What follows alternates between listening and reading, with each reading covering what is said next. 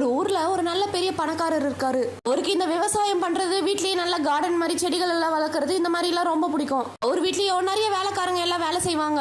அந்த முதலாளி அங்க வேலை செய்யற எல்லாருக்கும் ஒரு காம்படிஷன் மாதிரி வைக்கலாம்னு முடிவு எடுக்கிறாரு. என்ன விஷயம்னா, எல்லாருக்கும் ஒரு பூத்தொட்டியை கொடுத்துறாரு. இந்த பூத்தொட்டியில உங்களுக்கு விருப்பமான செடி கொடி எல்லாத்தையுமே வளர்த்துக்கோங்க. நான் ஒரு நாள் எல்லாத்தையும் கொண்டு வர சொல்லுவேன்.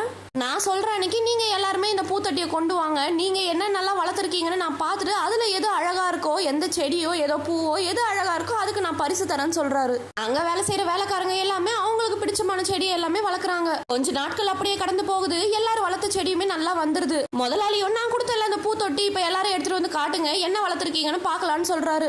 எல்லாரும் நிறைய செடி எல்லாம் வளர்த்துருப்பாங்க. பூ எல்லாமே பூத்து அழகா இருக்கும். ஆனா ஒருத்தர் மட்டும் வெறும் பூத்தொட்டி எடுத்துட்டு வந்து வச்சிருப்பாரு. அவருமே வளர்த்திருக்காரு. ஆனா ஏதோ ஒரு காரணத்துக்காக அந்த செடி செத்து போயிருக்கு. முதலாளியோ என்ன விஷயம் கேட்க, இவரோ நான் வளர்த்த இந்த மாதிரி இறந்து போச்சுன்னு சொல்றாரு. இவரு நேர்மையா உண்மையா சொன்னதுக்காக அந்த பரிசை இவருக்கே கொடுத்துறாரு முதலாளி.